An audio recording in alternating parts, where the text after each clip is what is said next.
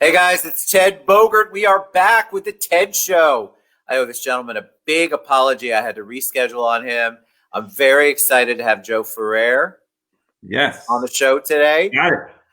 Globalmailboxmoney.com. We're going to talk about his foundation. We're going to talk about business. We're going to talk about Give Forward together. We have lots and lots to talk about today. Welcome, Joe. Let's do it. Let's do it. I'm excited to be here. I'm very excited to have you again. Thank you for being patient.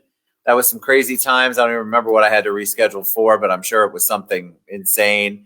Thank Yeah. you for being patient.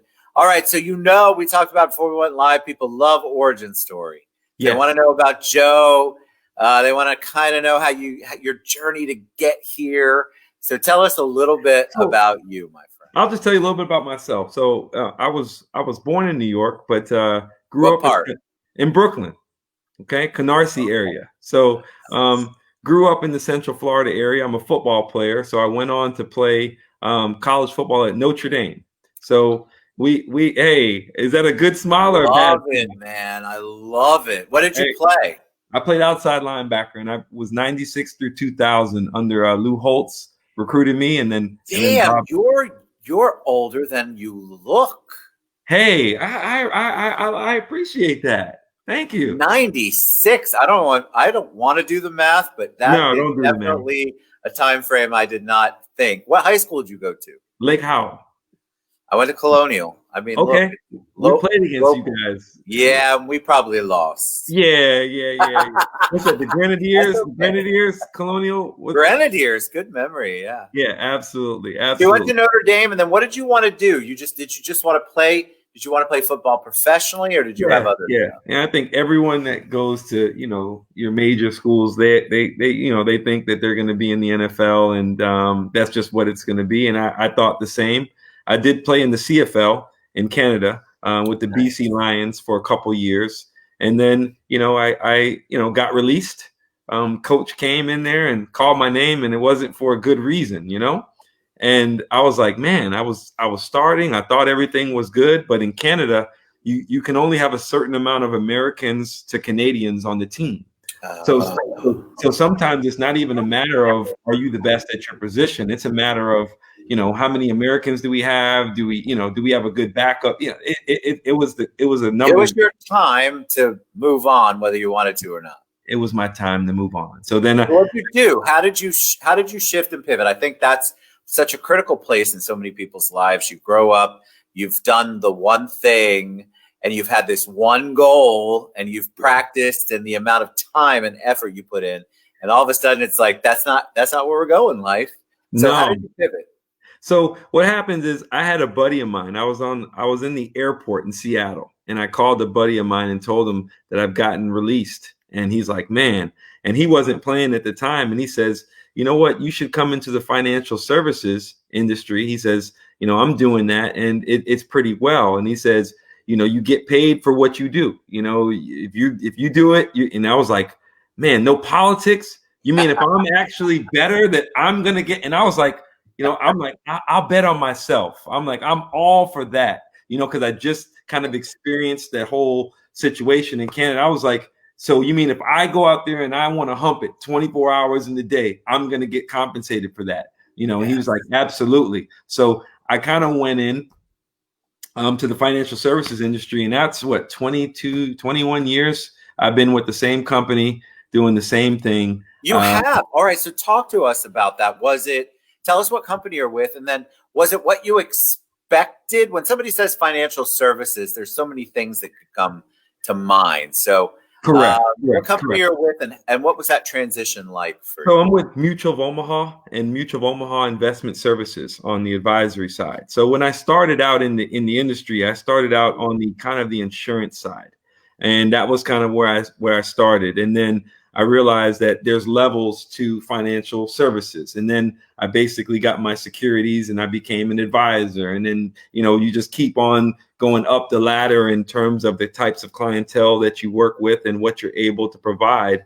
So and what happened was, I was pretty average initially, right? And what happened was, I said, if I put the same effort and the same approach that I did into football, into this career, I can take it to the next level. And I basically did that. And now I'm in the top 5% of all advisors worldwide, because I utilized the same principles that I used in sports to kind of get me where I was. And I use that in business. And, So tell us about those principles, because I think a lot of people would like to use their talents, their gifts, the things that worked for them in some other arena, and then apply it to what they're doing now. But sometimes that transition gets lost. So what are some of those principles you're talking about? I'll give you a couple. So the first book that I wrote, right? Because everyone says, well, Joe, tell me how you're doing it, right? How did you do this? So what does everybody do? Everybody writes a book, right?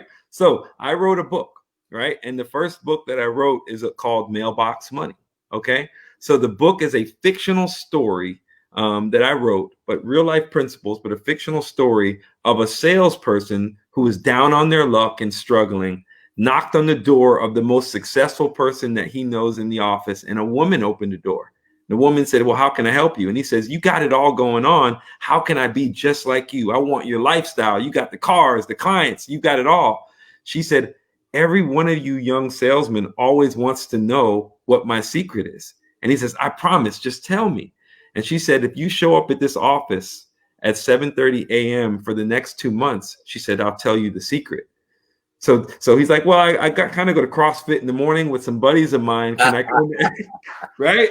Yeah. She said, absolutely. He said, can I come in at 10? She said, absolutely not. Right? So he promised to come in. So to make a long story short, he comes in and he says, okay, great. Now you have to tell me what the secret to your success is. And she says, I knew I liked you. And she says, have you ever heard of the legend of the golden mailbox and mailbox money? And he's like, what are you talking about? Tell me your secret to success. And she says, well, rather than me tell you about it, she says, I'm going to take you there. I'm going to take you on a journey. And there's 4 stops that we have to make. There's 4 disciplines that we have to learn along the way on this journey. She said, meet me at the airport at 7:30 a.m. So that's the first book. That's your trailer, Ted. Nice. There you go. So it's this journey of this salesperson learning these disciplines. And I kind of crafted it into this story. And it's something that can apply to many different industries that you can just apply to life. And what's the discipline look like? Is it you get up every morning and eat your Wheaties? Do you get up every morning and you're in gratitude or meditation? What are some of the principles that you're talking about? Because I think people are hungry for them. They want to do better. I feel like we've all had a pivot year for 2020. Sure. And so now 2021, they're like, all right, we think that part's behind us, hopefully. What am I going to do different? What am I going to do and take into 2021 that's going to make me successful? Right. So I'll give you a couple of disciplines. So the first discipline is going to be to stay close to the process. Right. And a lot of times people they drift away from the process of whatever industry or whatever it is that you're doing. And as you drift away from that process, you begin to lose the ability to understand what's going on. So I use an example of banking, right? When people used to have to cash their check and go to a bank and get that money, they valued it so much more because, man, I had to cash this. I went there. But now it's just like money pops up. You go, you swipe, and you've lost kind of touch with your money. And sometimes, even just from a monetary standpoint, you can see how not being connected to that process, you can probably take some things for granted. So true. So that's one of them. And secondly is visualization. And that's kind of an old school discipline that's practiced by so many. But it's just, sitting back and thinking about what that ideal image of your life is and of your business is, and really being able to see it clearly is a part of Mailbox Money. So let me ask you, because honestly, you visualization, I'm a big believer in. Yes. But I think a lot of us struggle with how to do it. Like I would like very much there's things that I believe that I want, right? But to actually practice visualization it's a pretty big thing that you really need to focus, I guess, is the thought process. You So do. You need. what do you do? What do you teach, or what do you think people should do? There's storyboards, there's whiteboards, there's kumbaya meetings, there's all sorts Yeah. of things when it comes to visualization. What does Joe do? You need early in the morning is best. I just think that when you wake up, your brain is just fresh. Get somewhere really quiet. It could even be outside on a patio, but you want to be you don't want any distractions. And you really just want to set a timer, okay? And maybe try 2.5 minutes to start out with. There's some people that meditate for hours. I'm not that guy, right? God bless him. Yeah, exactly, right. But set a clock for about 2.5 minutes and just try to be in complete silence, and then just try to think about what it is that you want and what does that look like, and just think of and picture and imagine yourself already in that situation.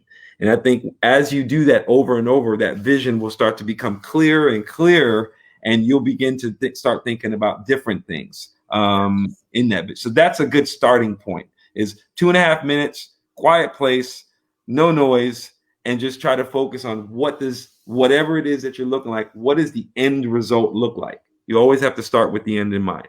Did you tweak it as you went? I think, let's say you had this, you started out, you have something you're visualizing that you want for your life, a goal, a success, a Sure. tangible. Now you reach it. Now what? Do you adjust on a daily basis? Do you adjust your vision? Do you revisit your vision? Because I think a lot of people go, I want to be rich. And then that's their vision. That's too vague. That's too vague. Yeah, what does a rich life look like? Yes. And that's what you have to begin to think about. Well, what does that rich life look like? Is it about material things? Is it about being able to give away things? So you have to really do that. Lou Holtz, what he did before we played games is we would lay on the old AstroTurf, and he would literally take us through a game scenario, and we would have to imagine ourselves making that big play, making that tackle. Nice. And before it happens, you got to see it. No one gets surprised by success. They've seen it. They put the work in. No one just wakes up and says, "Man, you know what? I ended up being a millionaire today. What a day." How'd that happen? Yeah, how did that happen? Right. So people are thinking about this process. And that's kind of what I teach through Mailbox Money, the first book. And then the follow-up to that, Ted, is most people talk about how do you make money, but the follow-up is, well, what happens when you make it? What is the next thing? And the follow-up is more about giving and finding your purpose in life. So now the salesman has made money, and now it's like, well, now what? And that is where I think a lot of books don't spend too much time on. Is it's all about how do you make $1 million, but it's never about, well, when you get it, well, what do you do? What are the new challenges that I'm going to have? So that's kind of where true, because I think people, there's an old adage or a meme or whatever, a quote, where why would you expect to get the blessings you ask for when you're not even utilizing the blessings you have? Right. And I'm paraphrasing. So what you are talking about is, okay, so you got all this. Let's say you got your $1 million because you manifested it. You got it. What the hell are you going to do with it now? Now what? And that's the problem. People don't have that thought process because they're so focused on this ideal, and then there's really no visualization on what happens afterwards. Correct. And even in my profession of financial advising, I always tell clients, it's not that you have to retire from something. You have to retire to something. Okay. Because a lot of times when you retire from something, you're just like, hey, I just want to retire. I just want to just retire. And then when they retire, they're like, well, what the heck do I do all day long? Correct. And they end up really struggling with mental issues and things because their vision of what retirement was is not what it actually is. Yes. So when you have a vision of saying, look, you know what, I want to retire and I want to coach youth sports and I'm going to be able to dive into that in retirement and I can't wait to do that more, that person stands more of a success because they're retiring to something. not just from something. So it's I love that you are retiring to, not from. That's so exactly important because again, that goes back to how you're setting up that success. So you've worked your correct. whole life, you've invested properly, you've got a fantastic financial advisor like Hey, Joe, and now absolutely. you can actually retire to Two, what it is that you had in your mind, but all those years. you have to figure that out what that two is.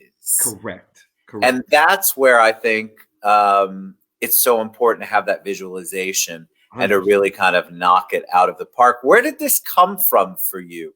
Were you raised in a family where you were like this, or have you just had to develop these gifts and these insights over time? Yeah, I mean, I'm a man of faith, so I believe that everything in Me my too, my life, friend. absolutely, I believe everything in my life is spirit led. So these are the things that helped me to go from average to being, one of the top.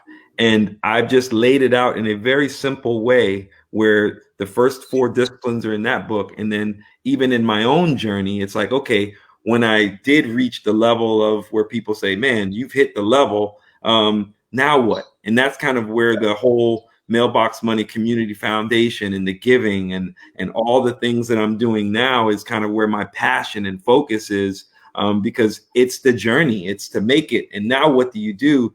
And that's where you see the Bill Gates and the Buffetts, those guys, they want to give it all away because they figure it out.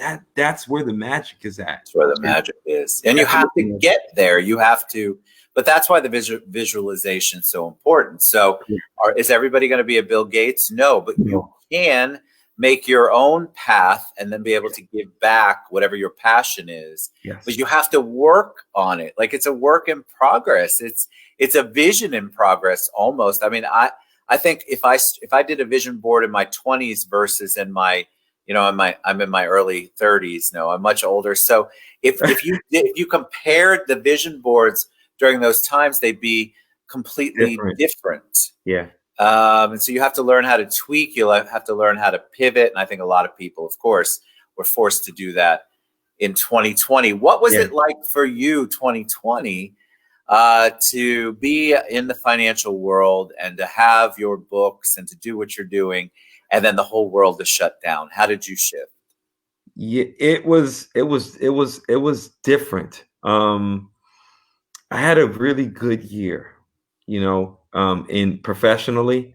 I worked with less clients, but I worked with them on a higher level. And traditionally in business, if you can work with less people, it's going to be beneficial, where you're not doing as much work. So from that standpoint, I worked with less people, higher volumes, and half the year I was launching, the Mailbox Money, Community Foundation. And so I was just all over the place, and I just seemed to have a good year. And I just know that, I'm just thankful to God to be able to have a great year, launch this all at the same time, and not get COVID in the process. Knock on wood, right? Knock on wood. Knock on wood, and we're safe. And, I pray that we continue to be safe. But a lot of people out there struggling, They are struggling. So, all right. I want people to know how to reach you. I want people to know how to get your books. We have a lot of people who are looking for that financial direction. Right. And 2020 kind of brought them to the place where they really want to sit down and have a real conversation. So having said all that, what's the best way for them to reach out to you, Joe? They can reach out to me. Should I give the website or the phone Whatever you number? got. I got globalmailboxmoney.com scrolling. So Global Mailbox Money, we might have to jump on another show and dive in and dig into that a little bit deeper, because that's a whole another animal. I've enjoyed talking to you, but they can go to joeferrer.biz and find me there online, or you can Google me and Joe Ferrer, and they'll be able to get in touch with me. And we're here. I'm here to be able to help to service anyone that needs help in the financial world, but also from the giving standpoint at what we do at Mailbox Money as well. There's a ton of information online at globalmailboxmoney.com about what we're doing from a giving standpoint at this point in time. You're a joy, man. Thank you. I think It's so important to have positive. I'm licensed. I gave up my anything that had to do with FINRA. Hey, So I have. those guys on your back. I don't like OBA, my friend. Yeah, you know what? I hate filling out that form every year. Yeah. But I understand how the importance of what you do. And as more people have kind of experienced 2020, I think that they are looking for that connection to people who are financial advisors, planners that can actually help them, because a lot of people are trying to figure out their way. And it's not just the monetary way, it's in general, just trying to figure it all out. All right. So joeferrer.biz or globalmailboxmoney.com, or I've tagged Joe. You can reach out to me. You can reach out to him on social media. Just reach out. If you have questions, he's obviously exactly like this when he's talking to you, which is a plus and a positive, my friend. Thank you. Thank you so much. You're awesome. Joe Ferrer. All right, guys, reach out. You're looking for somebody to help you. And whatever that looks like, at least start with Joe. Now, he's not a counselor by trade, but we're going to talk about advisor. No, I actually did that once, and I introduced somebody. I said, reach out to Joe. He'll help you. And that person got like 3 or 4 phone calls of people who needed help. No. I've got kids, and I deal with enough counseling here. So you're awesome. All right, Joe Ferrer, thank you so much for being on the show. You're amazing. Reach out to him, guys. You've got that little bit of money. Maybe you got furloughed and you've got that money. You want to figure out what you want to do with it and how you're going to retire to something, which is a lovely nugget that I got from this. So thank you for that. There you go. All right, great. All right. Joe Ferrer, guys. We'll talk to you soon, everybody.